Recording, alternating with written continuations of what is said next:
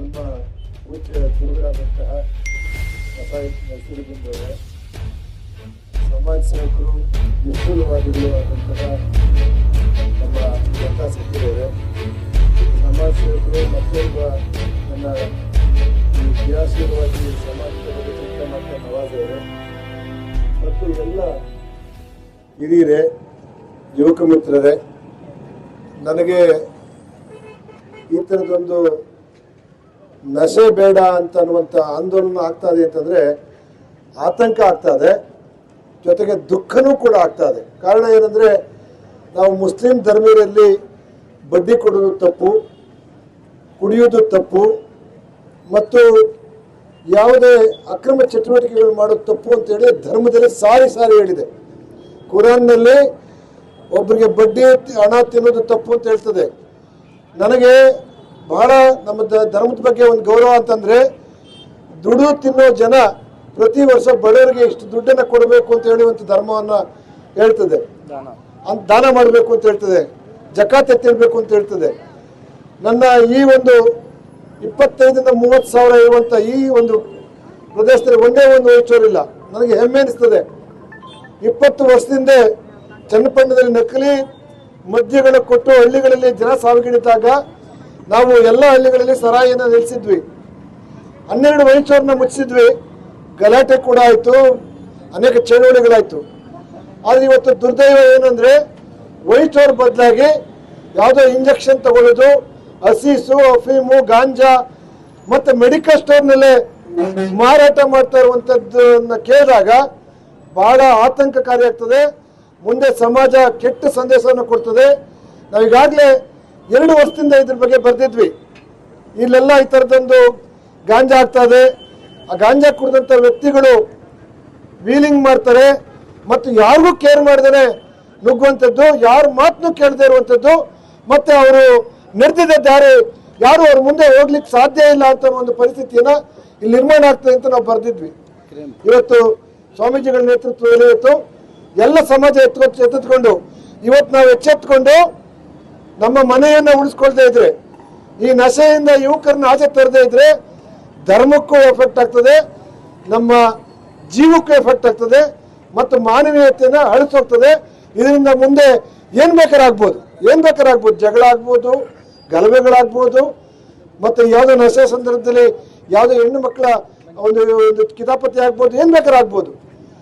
ಹಾಗೆ ನನ್ನ ಪೊಲೀಸ್ ಮಿತ್ರರಿಗೆ ಒಂದು ಮಾತು ಹೇಳ್ತೇನೆ, ಹಸೀಸು, ಅಫೀಮು, ಗಾಂಜಾ ಯಾರೇ ಆಗಲಿ ಅವ್ರು ಎಡೆಮುರಿ ಕಟ್ಟಿ ಮೂಲ ಅವ್ರನ್ನ ಬಂಧಿಸಿ ಅವ್ರನ್ನ ಎಡೆಮುರಿ ಕಟ್ಟಿ ಎಂಥದೇ ವ್ಯಕ್ತಿ ಆಗಿರೋರು, ಅವ್ರ ಎಷ್ಟೇ ದೊಡ್ಡ ವ್ಯಕ್ತಿ ಆಗಿರಲಿ, ಅವನಿಂಚೆ ಎಂಥ ಮಾಫಿಯಾಗಿ ಇರಲಿ, ಮೊದಲು ನಮ್ಮ ಜನ ಇರಬೇಕು. ಇದು ನಿಜವಾಗ್ಲೂ ಸ್ವಾಮೀಜಿಯವ್ರಿಗೆ ಬಂದು ಇಲ್ಲಿ ನಿಂತ್ಕೊಂಡು ನಶೆಯಿಂದ ನಮ್ಮ ಮಕ್ಕಳು ಉಳಿಸಿ ಅಂತ ಹೇಳ್ಕೊಳ್ಳುವಂಥದ್ದಲ್ಲ.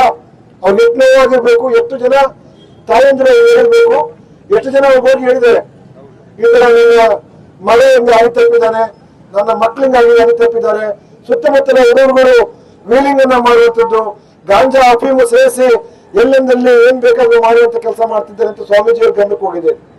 ಸ್ವಾಮೀಜಿಯವರು ಇವತ್ತು ತಮ್ಮ ಪ್ರಾರ್ಥನಾ ಮಂದಿರವನ್ನು ಮುಗಿಸಿ ಇವತ್ತು ಇಲ್ಲಿ ಬಂದಿದ್ದಾರೆ. ಇದು ಇಡೀ ಸಮಾಜ ಎಚ್ಚೆತ್ಕೋಬೇಕಿದು. ಪೊಲೀಸ್ ಇಲಾಖೆ ಕೂಡ ಅತ್ಯಂತ ತಾಲೂಕಾಡಳಿತ ಬಹಳ ಗಂಭೀರವಾಗಿ ಎಚ್ಚೆತ್ಕೊಂಡು ಯಾವುದೇ ಮೆಡಿಕಲ್ ನಲ್ಲಿ ಮುಫ್ತಿಯನ್ನು ಇಟ್ಕೊಂಡು ಯಾರ್ಯಾರು ಸಪೋರ್ಟ್ ಮಾಡ್ತಿದ್ದಾರೋ, ಯಾರ್ಯಾರು ಮಾರಾಟ ಮಾಡ್ತಿದ್ದಾರೋ, ಯಾರನ್ನ ಮೂಲಾಟ್ ಮಾಡಬಾರ್ದು, ಅವ್ರನ್ನ ಬಂಧಿಸಬೇಕು. ಮತ್ತೆ ಯುವಕರು ಏನು ಇವತ್ತು ಅಡಿಕ್ಟ್ ಆಗಿದ್ದಾರೋ ಅವರಿಗೆ ಒಂದು ಚಿಕಿತ್ಸಾ ಕೇಂದ್ರದಲ್ಲಿ ಅವ್ರನ್ನ ನಿಧಾನದಲ್ಲಿ ಚಿಕ್ತಿರ್ಬೇಕು. ಯಾಕೆಂದ್ರೆ ಅಡಿಕ್ಟ್ ಆದವ್ರಿಗೆ ಬಹಳ ಅವರು ಅದೇ ಇದನ್ನ ಕೇಳ್ತಾ ಇರ್ತಾರೆ. ಅದನ್ನೇನಾದ್ರು ಬಿಟ್ಟರೆ ಅವರು ವಿಲವಲ್ಲಿ ಒದ್ದಾಡಿ ಸತ್ತೋಗ್ಬಿಡ್ತಾರೆ. ಅವ್ರನ್ನ ಒಂದು ಸಾಂತ್ವನ ಕೇಂದ್ರಕ್ಕೆ, ಒಂದು ಚಿಕಿತ್ಸಾ ಕೇಂದ್ರಕ್ಕೆ ಬಿಟ್ಟು ಅವ್ರನ್ನ ಕೂಡ ಮನಸ್ಸತ್ವದಿಂದ ನೋಡಿ, ಅವರು ಮಾದಕ ವ್ಯಸನಿಗಳಾಗಿದ್ರೆ, ಮಾದಕ ವಸ್ತುಗಳನ್ನ ನಾವು ತಗೋತಾ ಇದ್ರೆ ಅದು ನಿಧಾನದಲ್ಲಿ ಹೋಗುತ್ತೆ. ಅರಿವು ಮೂಡಿಸಿ ಅವರ ಕುಟುಂಬವನ್ನು ರಕ್ಷಣೆ ಮಾಡಬೇಕಾದ್ದು ನಮ್ಮೆಲ್ಲರ ಕರ್ತವ್ಯ. ಮಾದಕ ವಸ್ತು ತಗೋತಾರೆ ಅಂದ್ರೆ ಅವನು ನಾನು ಬರೀಬಾರ್ದು, ಅವನಿಗೆ ನಾವು ಹೊಡಿಬಾರ್ದು. ಮಾದಕ ವಸ್ತು ಪೂರೈಸ್ತಾ ಇದ್ದಾರಲ್ಲ ಅವ್ರನ್ನ ನಾವು ಹಿಡಿಬೇಕು ನಾವು ಇವತ್ತು.